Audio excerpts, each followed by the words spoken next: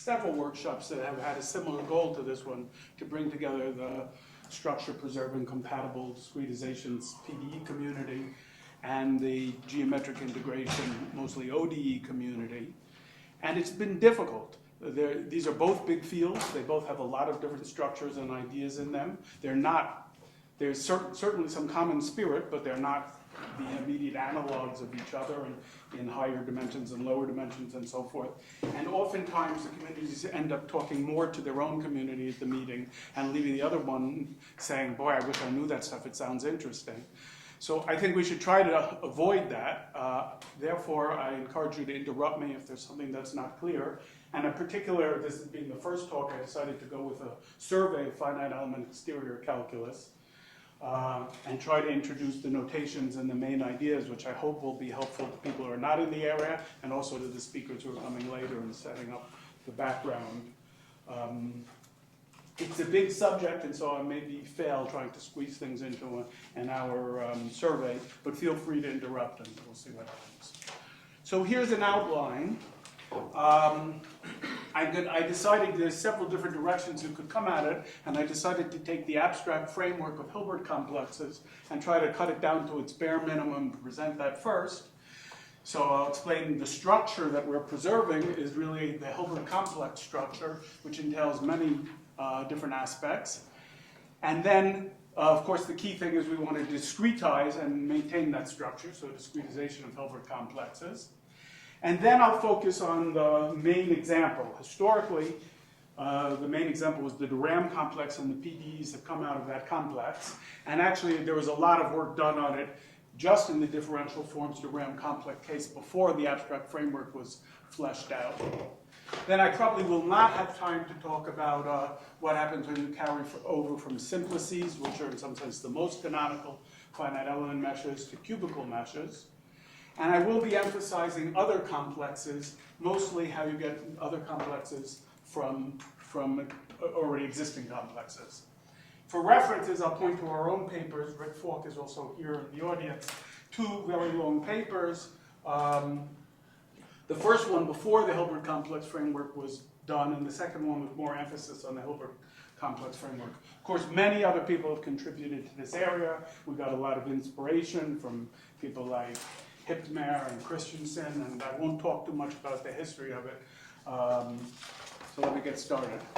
So the Hilbert complex framework. Well, usually you do this, you lay out a complex in the sense of a chain complex, a homological algebra, a sequence of spaces and maps. But I'll cut it down to the bare minimum.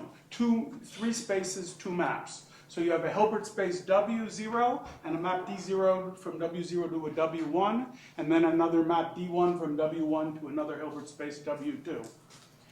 And these operators are linear, of course, the Ds, but they're not everywhere defined. They're closed, unbounded operators. So they're only densely defined, so they have a domain which we call V0 and V1. So if you want an example to keep in mind, think of a map from L2 functions to L2 vector fields, the gradient.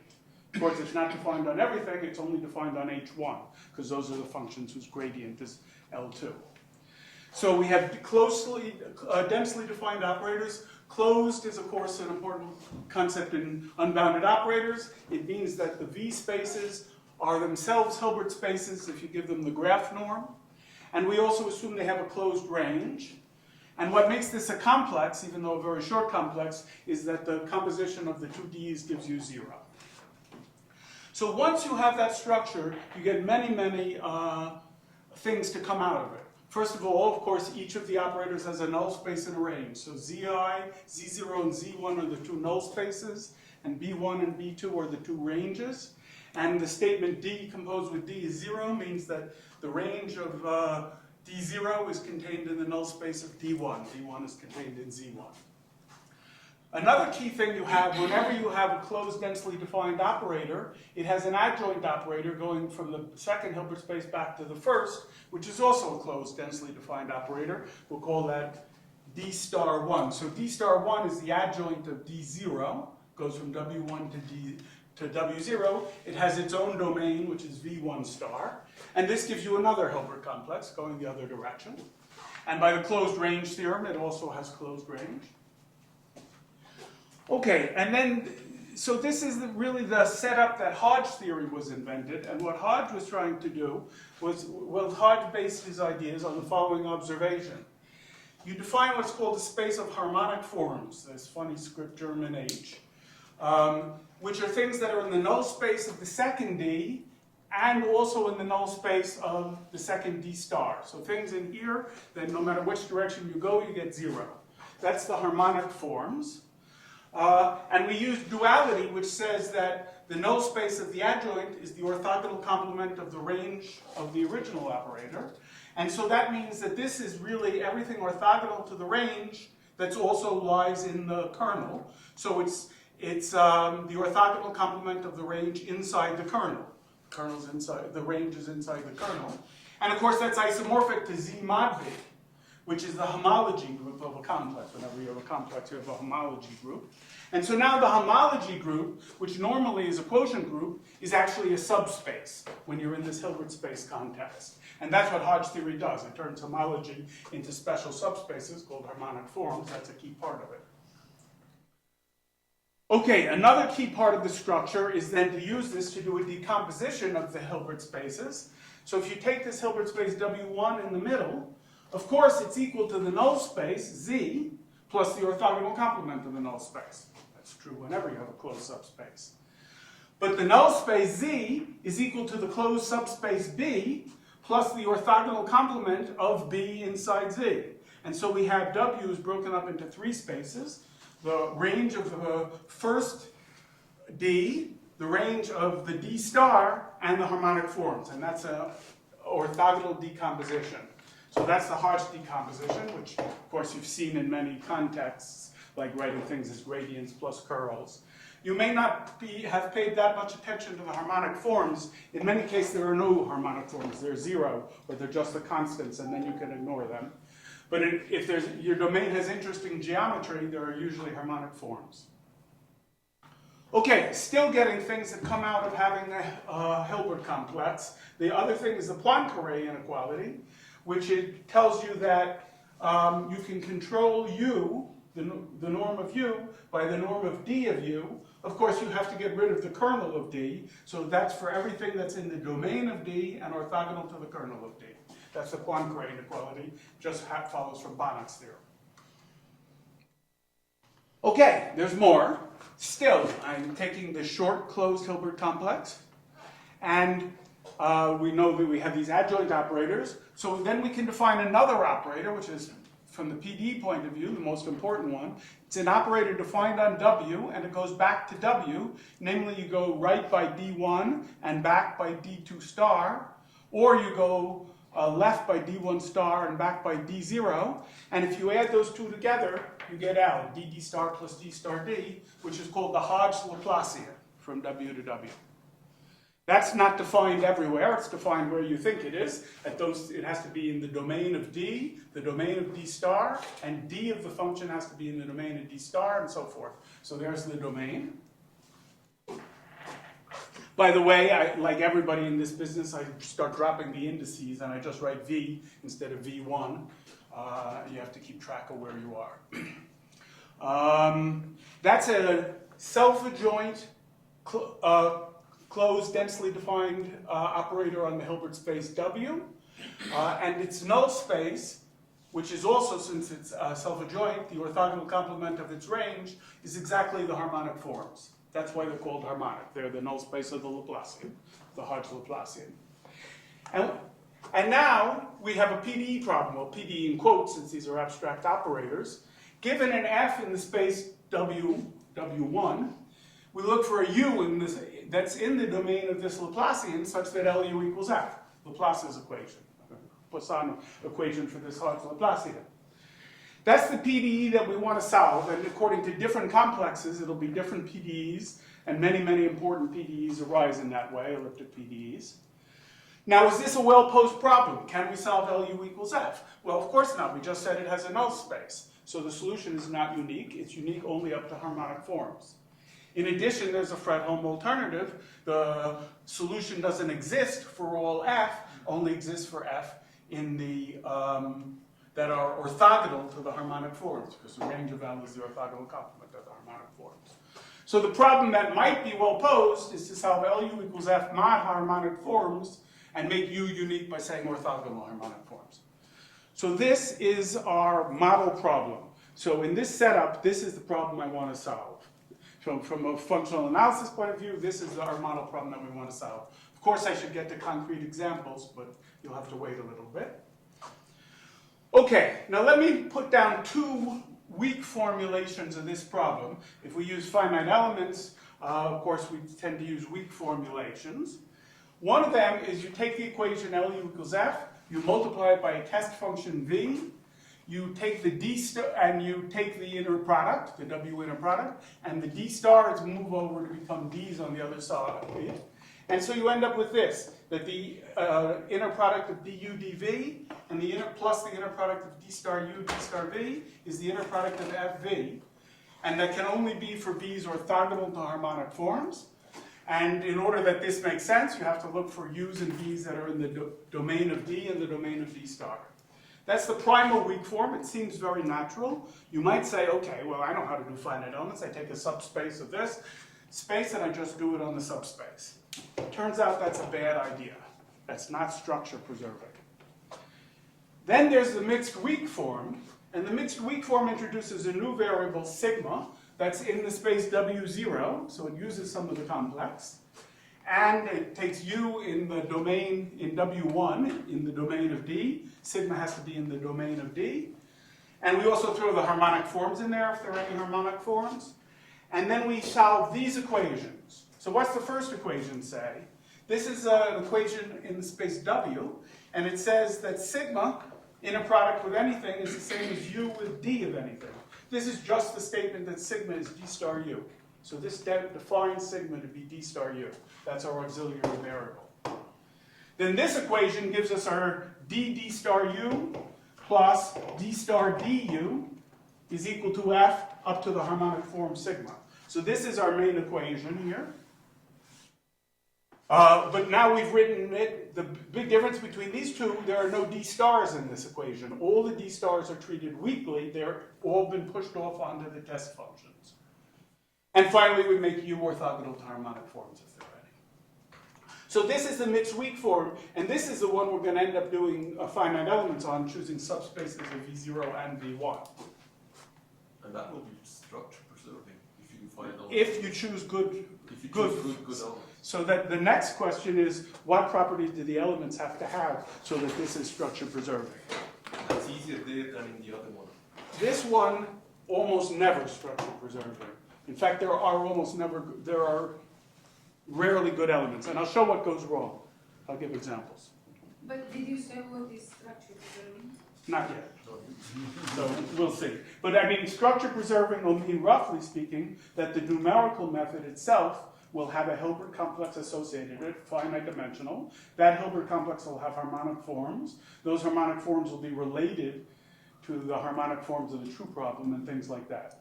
By the way, that's a key thing with our structure preserving, as you'll see. It's not enough that the structure exists on it. Well, it's the same thing with yours. When you have a Hamiltonian system, you use a symplectic method. It's Hamiltonian again, but for a different Hamiltonian, right? But you need that other Hamiltonian to be at least close to the original Hamiltonian. This will be in a similar way. We'll have a different complex, but there'll be a close relationship between the two. Any other questions? I like the questions. So here's the main theorem. I won't have many theorems in this talk. To give you an idea, I want to show you that this problem is well posed. I'm still on the continuous level, haven't gotten to discretization. But of course, if you ask how you're going to prove a numerical method is stable, the first question you should ask is, well, how did I prove the continuous method is well posed? Because there must be a relationship between those. Okay, so suppose we have this rough framework, closed Hilbert complex. And then the claim is, first of all, for any f, there is a unique solution, sigma up, in V0, V1 cross H solving weak mixed form. And you have bounds for it, so that it's well posed, and the well posedness constant only depends on the Poincare constant for the complex. And what's more, although we solved the weakest of the three formulations, this mixed weak one, it's automatically, the solution automatically satisfies the other two. It's a strong solution. It's not obvious that the solution would be in the domain of L, but it automatically is. It comes from the framework. And I guess I will skip this argument, but even though it shows you, I mean, it's a very pretty argument, and it uses two things, the Hodge decomposition and Poincaré's inequality. Those are the things that every Hilbert complex has. Okay, so using that, we can set up a PDE. Well, examples, I'll show you this, examples of this PDE are the usual Laplace equation, the grad div minus curl curl equation that arises in things like Maxwell, elasticity equations, biharmonic equations, various things can be put in this framework. And those are elliptic problems. We don't have to stick with just elliptic source problems. Well, quite obviously we could move to the eigenvalue problem, talk about the Hodge eigenvalue problem, as long as you have any closed Hilbert complex. You have this eigenvalue problem, and I'll talk about that one a little bit, very similar. But you can also bring time into the story and talk about a kind of heat equation. U dot plus the Hodge Laplacian of U is equal to F. By the way, in the scalar case, the Hodge Laplacian is really minus Laplacian, so this is the usual heat equation. And that has this weak formulation. By the way, for both of these problems, you don't have to bother with harmonic forms. For example, in the eigenvalue problem, the harmonic forms are just the zero eigenfunctions. So they're really in there. Stanley? Can you preserve the fact that if you start with U positive, it stays positive? U positive stays positive. Probably not easily. I mean, even if you solve the scalar heat equation using finite elements, you have to work hard to have a... So my inclination in terms of mimetic is to make that a fundamental requirement of numerical schemes. Well, of course, when we get to structure preserving, there are many, many, many structure preserving. Yes. And the first workshop that we had in Minnesota in structure preserving, Tom Hughes gave a talk and he introduced isogeometric elements and said, well, the first structure we have to preserve is the domain. So everything can be viewed as structure preserving. But I agree that's a very important property this comes for some applications, but it's not natural in this context. Yeah, but for basic physics of diffusion, that's pretty critical. I mean, and if you don't, you can get in big absolutely, codes, you can get in absolutely. horrible Many other examples. Also, yeah. if you're doing stochastic things and you have, well, anyway. Yeah, okay. And then there's also a wave equation that's naturally associated with a Hilbert complex, a Hodge wave equation. U double dot plus the Hodge Laplacian of U is 0 with initial data. And for this one, this is the way I would do the Hodge wave equation. There was something you didn't explain. You explained why the H term is not present in the eigenvalue problem, but why it's not present in the evolution. True. The reason is the following. First, imagine F is not here and we only have initial data. Suppose there's some harmonic part in this guy. Well, this thing will kill it because it's in the null space of this. So that harmonic guy will just satisfy U dot equals 0. It'll just sit there. It won't grow. It won't disappear. What about if there's a harmonic part of F? Well, that'll solve U dot equals that harmonic part, and so it'll just be integrated and multiplied by t in time. So the harmonic part, you can solve analytically, behaves sort of trivially. So you don't have to put it, you don't have to take it as a separate unknown. And if you're not interested in the harmonic functions, which is usually your case, and you assume your data is orthogonal harmonic functions, it'll stay that way. So is this like in Maxwell's equation in the evolution case that yes. the divergence is 0? If you have this initially, then you don't have to bother. Yes, it's exactly like that. And I will show that example. Thanks. That's pretty cool.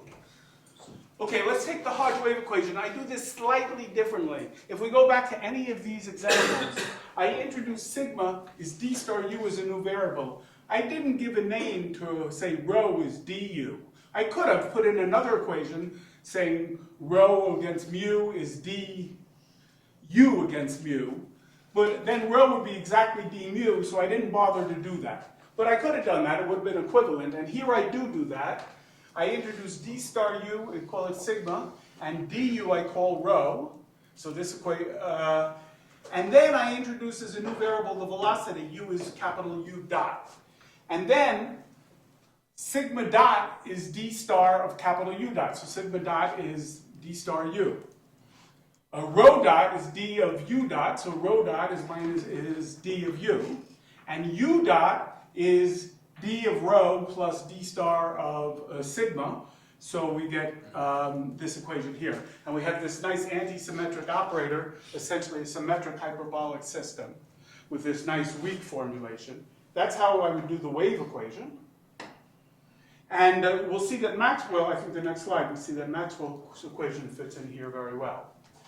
I claim that these three problems, well, these two problems, the heat equation and the wave equation, are also well posed. How do you prove that? Well, how do you prove well-posedness of a time-dependent operator problem? One thing is to use Hilly-Yosida theorem and just analyze the elliptic problem, show some maximality of it, and that can be done. So these are always well-posed. So if you have a Hilbert complex, you have nice heat equation and wave equation associated with it. So can I ask you another question now about things that aggravate me? Yes? So this is, if you have a harmonic form, if U can be a harmonic form, then you'll have U double dot equals 0, giving you a linearly growing solution. That's correct. And those are a disaster for long-term. I agree with that, and we work a lot. That's easily controllable and understandable in this context. We have to also do in other contexts too. I mean, the fact of the matter is, if you have a harmonic form in the initial data, the exact solution is linearly growing in time. Mm-hmm. That's probably not the physical thing you meant to model. You probably meant to get rid of that harmonic form in your data, and this would give you the context to do it, because we have that same that's actually why structure preserving is good. If you don't have a structure preserving method, you don't have this clear-cut distinction. You have things that are almost harmonic forms and not quite, and they then start to mess up everything. Okay. So in my experience, in the finite difference case, the thing that's causing the trouble is the highest frequency mode on the grid. That will be in the null space of an inappropriately discretized. So in the good methods that we discuss here, that won't happen. Yeah. Okay, let's do some examples and get a little more concrete. So the first one is the ordinary scalar Laplacian. In that case, you only need two spaces, so there's really three, but the first one is 0 with the 0 operator, and then we have the gradient whose domain is h1, taking scalar functions to vector fields. In that case, there's no difference between the two weak formulations because the sigma is 0, and the formulation we get is just this one, and except for the harmonic form stuff here, it's just the usual way you solve Laplacian, grad u grad v equals fv. And this gives you the Neumann problem because you haven't put in any boundary conditions. The harmonic forms in this case are the constants which are in the kernel of the Neumann operator. Laplace u equals 0, du dn equals 0. And the harmonic forms take care of this in a fairly standard way. So this just reproduces a standard way to do Poisson equation with Neumann boundary conditions. Example 0a is the same thing, except when I define the operator d, its domain is h01 with the boundary conditions. In that case, there are no harmonic forms, and we have the totally standard way to solve the Dirichlet problems of the Laplacian. Example 3, and you'll see the numbering in a minute. Example 3 is another complex that has a 0, but this time on the right side, it goes from vector fields, taking the divergence, to scalar fields. That gives you that you do have a sigma and a u in this, so u lives here and sigma lives here. Sigma represents the adjoint of divergence minus gradient of u, and here's the weak formulation. And this is the so-called mixed weak formulation for the Poisson equation. This is very often used in finite elements, especially Darcy flow, and other ones where you care a lot about sigma, as a weak formulation for solving that problem. Now here's the first example why it matters whether you use structure-preserving elements or not. So I'm going to solve this problem, and I'm going to use two different possibilities for finite elements. First, I'm going to go naive, and I'm going to say, well, I have derivatives on sigma and tau, so I'll use continuous piecewise linear finite elements, the simplest differentiable piecewise polynomials. And u no derivatives, so I'll use piecewise constants. That seems very natural. And this is what happens. So I wrote it in a Darcy way, so there's a coefficient there, but that doesn't matter. I use continuous piecewise linear finite elements for the vector field sigma, piecewise constants for the scalar field. Well, now I call them u and p for Darcy notations. The vector field is u and the pressure field p. And if I have a problem where I have an extraction well here and injection of fluid here, I'd expect to have a nice smooth pressure gradient. What I have is a totally wild oscillatory pressure gradient. If you measure it along this diagonal, you get this crazy oscillations. So this method is a total failure. It's totally unstable. You cannot use the natural finite elements for this Darcy flow ineptness formulation.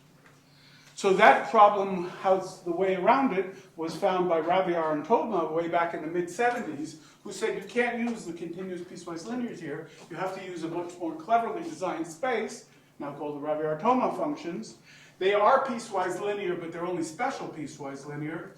Instead of a full 6-dimensional space of piecewise linear vector fields, you take the 3-dimensional subspace of the form A1 plus Bx1, A2 plus Bx2, where A1, A2, and B are constants, and you take as degrees of freedom to attach them from one element to the other, the integral of the normal components. And then you still use piecewise constant pressures, and that one is a nice stable element, and now you get a nice piecewise constant approximation of the pressure gradient. And they also showed how to do it with higher order elements. Oh, there's a typo here. Right? This doesn't have to be 1. It could be, well, okay, here's 1. The next highest order, you would take the same form, but let the coefficients be polynomials of degree 1. You get quadratics, and then you get a very nice shape. And you could go high order. Okay, so this is one of the things that we would going to explain in this theory, that will be incorporated in this theory, that for this simple example 3, you have to choose the right kind of elements. Okay, here's the whole de Rham complex written in 3D. You start with scalar functions, take their gradients, get vector fields, then you take the curls of those vector fields to get other vector fields, and take the divergence of those to get scalar fields. We get this complex, and you see we have 1, 2, 3, 4, different short Hilbert complexes there, giving us 4 different Laplace problems, Hodge Laplace problems we can solve. There are the adjoint operators. I already did the left end and the right end, and the 2 in the middle are given here, d star plus d star d. They involve now both sigma and u, and they're both some form of curl minus grad div, but with different weak formulations. In this one, the extra variable is a scalar minus the divergence of u. And in this one, the extra variable is a vector field, the curl of u. And these ones have harmonic forms according to the geometry of the domain omega. So now let me give the example of Maxwell. So Maxwell's equation is precisely, exactly the Hodge wave equation for one of these complexes. The spaces W0, W1, and W2 are L2 scalars, L2 vectors, L2 vectors. The L2 has to have a weight on it, here with the permittivity and here with the inverse permeability. So it's L2 with respect to that measure. And the operators are gradient and minus curl, whose domain is H1 and domain is H curl. And we write down our Hodge-Laplace problem. I will put in, remember we have these 3 variables, the sigma and the rho. The rho is actually B. The u, the initial variable, is E. And the sigma I'll just call sigma.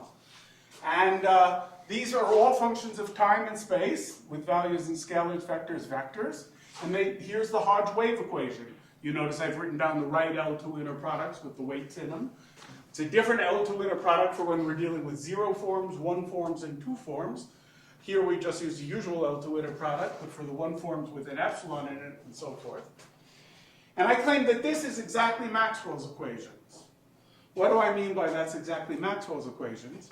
Well, I'll state in a minute a theorem that says if your data is compatible, sigma turns out to be exactly 0. So the sigmas here actually are 0. And then E and B satisfy Maxwell. In fact, this equation then becomes the divergence of epsilon E, the divergence of D is 0. This equation becomes E dot, or epsilon E dot, the sigma 0, is mu inverse, curl mu inverse B.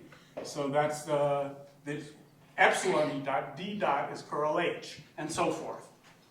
So here's the theorem. If the sigma, the divergence of epsilon E, the initial D, and the divergence of B, if those vanish at time 0, which they have to if the Maxwell equations are to be satisfied, and you solve this problem, which has a unique solution because it's a Hodge wave equation, then these things vanish for all time, and E and B, and D being epsilon D, and H being mu inverse B, exactly satisfy Maxwell. So Maxwell fits perfectly as a Hodge wave equation for this complex. And this one, I don't know if I should show this. I'm going to give these sort of trivial examples. This is from Dan White's group and Lawrence Livermore, where they do a real calculation using 10 billion finite elements to model the whole building down to the point where they can model the effect of the rebar and compute radar scattering. And it's a pretty movie, and I'll show it to you afterwards at a coffee break if you want. But, you couldn't possibly do this if you didn't use the right kind of finite elements that are compatible with that kind of discretization I showed you. What building is that? But this is, I think, a made-up building, but it's to show the effects. What they actually show is that if you don't have the rebar, well, first of all, you can distinguish between these two buildings with rebar and without rebar by looking at a radar scattering. If you don't have the rebar, the floors and the walls act as waveguides, and you see little pulses traveling along them. Sorry, what's rebar? The reinforcing rods, metal rods that are buried in concrete to make it stiffer. Okay, so summary of that is important problems like Maxwell's equations fit perfectly in the Hilbert complex framework, and it's also important to discretize them right, and this is real serious stuff. People do it on big, serious problems. Because they're just four-dimensional equations? Can I just think of that? Well, 4D I problem? mean, basically, what I've talked about so far, I've only mentioned one real complex, which is the Durand complex. And what are the operators? Grads, divs, and curls. When your PDEs involve grads, divs, and curls, they're sort of captured in this complex. So imagine you're dealing with a PDE like Maxwell or something else that involves grad, divs, and curls. You need to know the null spaces and ranges of these operators. Those are statements about whether there exist solutions, whether solutions are unique. And this framework is something that talks about those things and measures them through the harmonic forms and so forth. Let's get this more a philosophical question, so let's continue it towards the end. Okay, I don't only want to talk about the Durand complex, so let me get in your head another complex. This is a complex that I call the elasticity complex, although it was known in n dimensions in the topology literature as the Calabi complex for quite a while. It starts out with vector fields, and the first space is symmetric matrix fields. And before we had scalars and vectors and the gradient, now we have vectors and tensors and the symmetric part of the gradient, which is the strain operator of elasticity. So this is the first operator is what takes displacements to strains at elasticity. The third space is symmetric tensors again, but they're not strains. They correspond to stresses at elasticity, and the operator acting on them is the operator that, from the equilibrium equation of elasticity, the divergence of each row of that tensor to get a vector field, which is the load. And to make this whole one long complex, you put in the middle an operator which has a property that it both tells you its null space are the symmetric gradients, and it gives you the null space, its range is the null space of the divergence operator on tensors. And that's the Saint-Venant operator, which is the operator take a matrix, take the curl of every row, and then take the curl of every column. Curl, transpose, curl.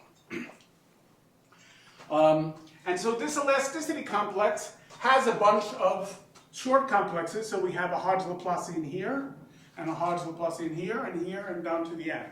The last one, well, the first one gives you the so-called primal method for solving the elasticity equations in terms of displacements alone. The last one gives you a mixed method for elasticity. And the middle ones are sort of complicated. I'll talk about them a little later. But you don't immediately, well, they have some connections to the Einstein equations, but they don't immediately lead to obvious-looking differential equations. Notice that this is a second order operator here. A couple more complexes. There's one that begins with the Hessian. gradient of gradient. So it takes scalars to symmetric matrices, then has a curl which ends up in the space of trace-free matrices. That's useful for solving the biharmonic using the Hessian as part of the biharmonic. And it turns out to be very closely related to a formulation of Einstein equations called the Einstein-Bianchi equations at this level, in the middle. So there are other complexes as well. So now I better move on to discretization. So now the question, what's the structure we're trying to preserve? We're trying to preserve stuff like that, all the stuff you can prove about Hilbert complexes.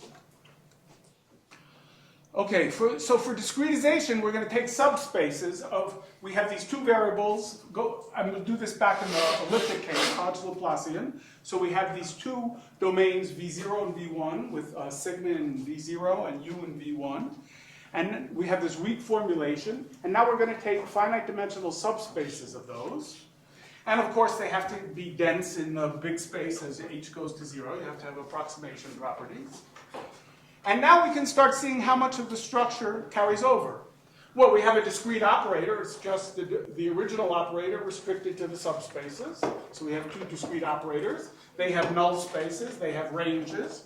And you could define, if you want, the harmonic forms to be the orthogonal, the null space of one of the operators intersecting the orthogonal complement of the range of the other operator.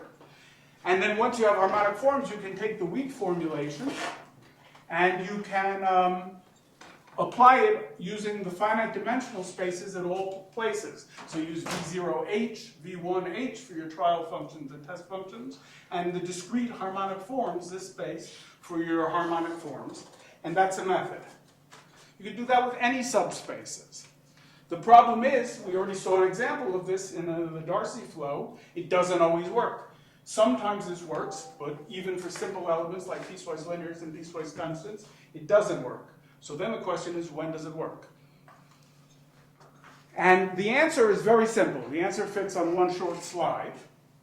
And it's the following, that there are two requirements that your subspaces have to have beyond approximation. One is D of the first subspace has to be contained in the second subspace. So D of V0 has to be contained in V1. That means the subspaces form a subcomplex. And the other, and here's the key one, is this bounded cochain projection assumption, which says the following. Take your D operator, going from one of the V spaces to the other, at the continuous level. Now take your DH operator, which is just a restriction going from the subspace, and you've assumed that that maps into the next subspace. That's the first assumption. There must exist operators going down, which are bounded uniformly in H, which make this diagram commute, and which are projections, which preserve the subspaces. So bounded, cochain means commuting, projections. There have to exist bounded cochain projections. And if you have these two properties, our claim is very roughly the following. Everything goes over from the continuous level to the discrete level. And everything you can prove at the continuous level, like well-posedness, works at the discrete level, becomes stability, and so forth. I stated it here as a theorem. In that case, we have this subcomplex. It's its own Hilbert complex. The harmonic forms are its own harmonic forms. It has its own Hodge decomposition. It has its own Poincare inequality. And the discrete and the Galerkin method is just the Hodge-Laplacian for the discrete complex. And then the kind of properties you have here are the discrete harmonic forms have the same dimension. They're isomorphic to the true harmonic forms. Think about that. You're trying to solve the Neumann problem for the Poisson equation. Of course, it's undefined up to constants. The data has to be orthogonal to constants. Now, suppose you do a discretization, and that has a two-dimensional space of harmonic forms. It says the data has to be orthogonal to two different things. Well, your data won't be orthogonal to two different things. You won't be able to use this method. So this is very important, that the harmonic forms and the discrete harmonic forms are isomorphic, and they better be close to each other. The first one is orthogonal to constants. They should be orthogonal to either constants or something very close to it. Once you know these are close, you know that the Galerkin method is consistent, And here's a key one, that the Poincare inequality holds on the discrete level with a constant that doesn't depend on H, if you have the bounded cochain projections. You get stability for the Glerkin method. You get error estimates for the Glerkin method, which says basically all three variables are bounded by the best approximation error, plus a very small term that comes from the harmonic forms.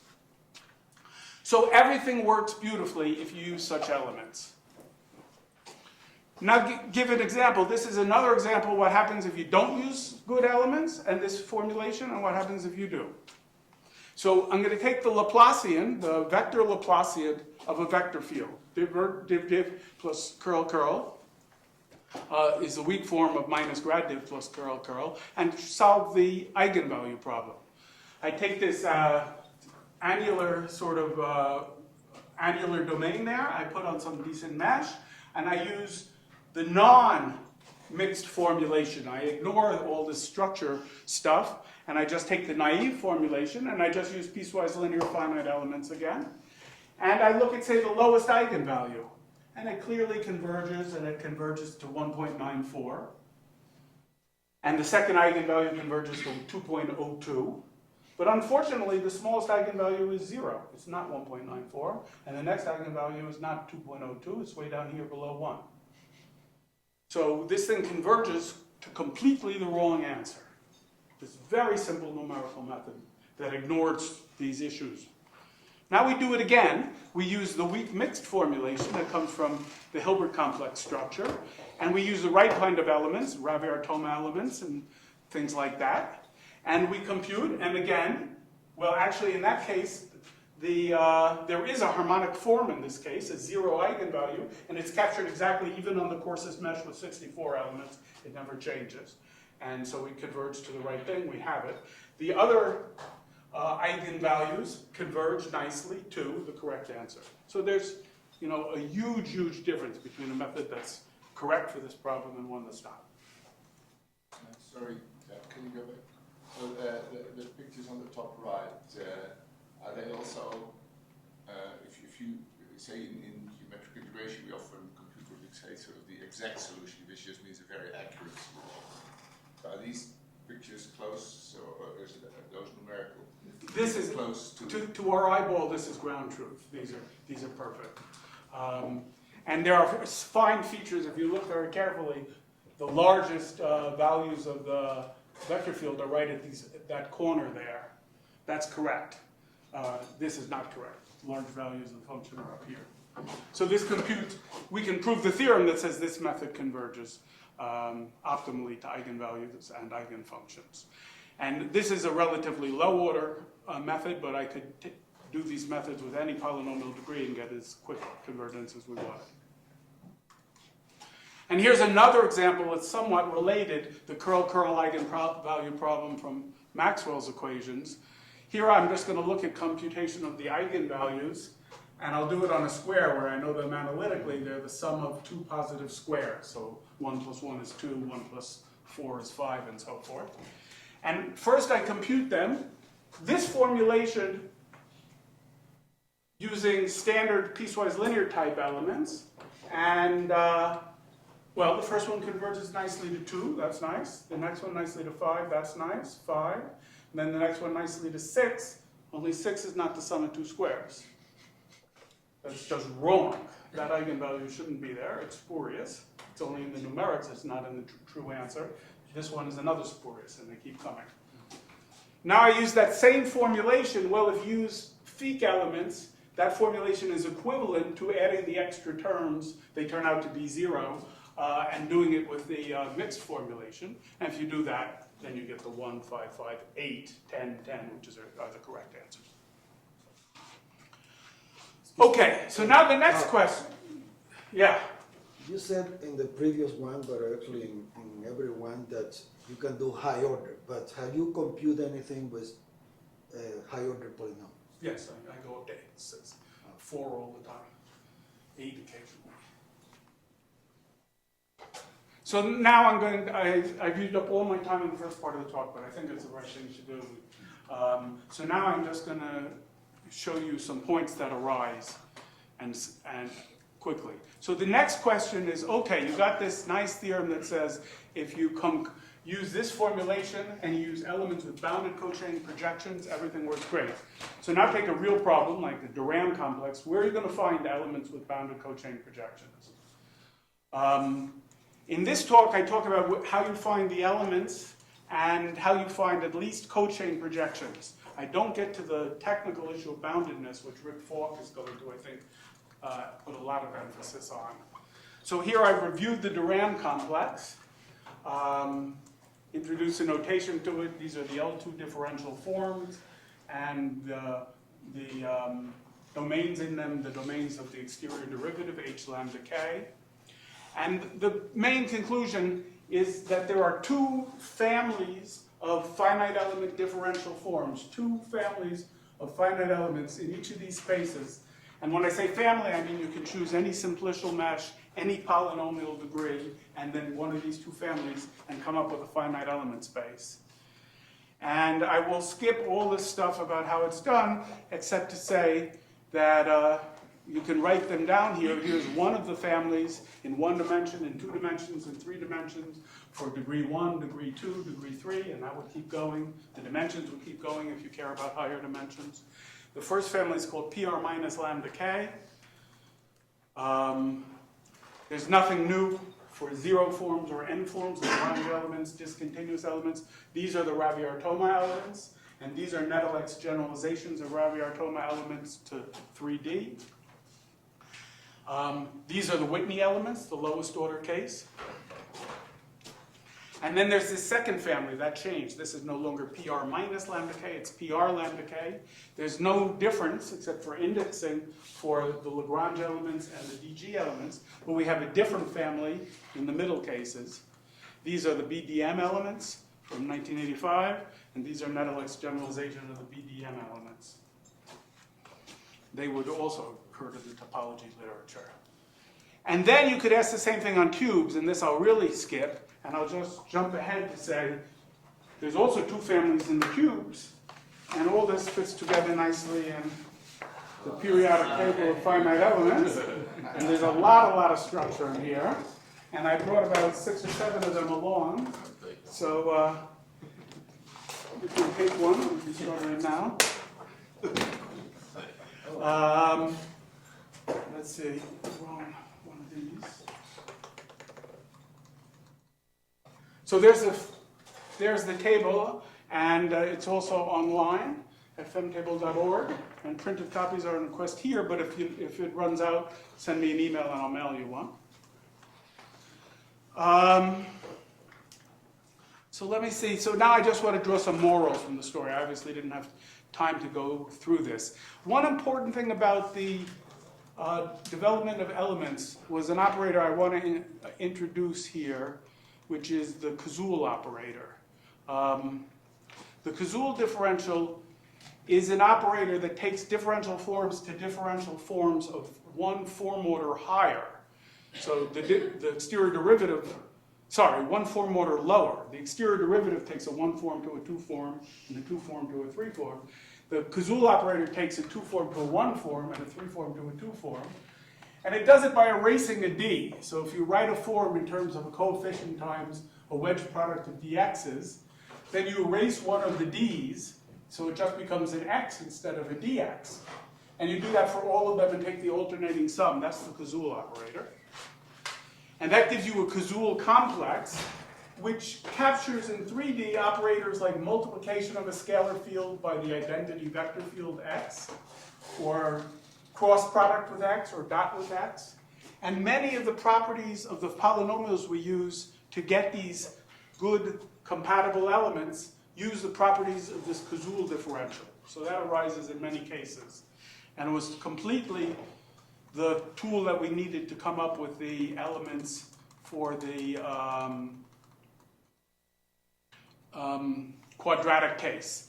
So in the quadratic case, this second family of elements, this one over here, this column here, here's the two families in the simplicial case and the two families in the quadratic case. This one was unknown before. That was developed by Arnold and I fairly recently, and there's some very nice elements in there. And then this part, which I won't talk about at all, was carrying over to other problems, elasticity problem, and how this was an open problem to get good finite elements for the mixed form of elasticity that was open for many decades. And this was done in a couple of different ways by Ragnar Winter and I, first with strong symmetry and then also with Rick for weak symmetry. And it depends very much on the property of the elasticity complex and things related to the Durand complex. And I had a nice diagram chase here that I won't go through. And then you carry that over in the discrete level to get finite elements. And then this was to show how you could do similar things to try to get biharmonic mixed weak formulation for the biharmonic from Fick. And so I'll stop here.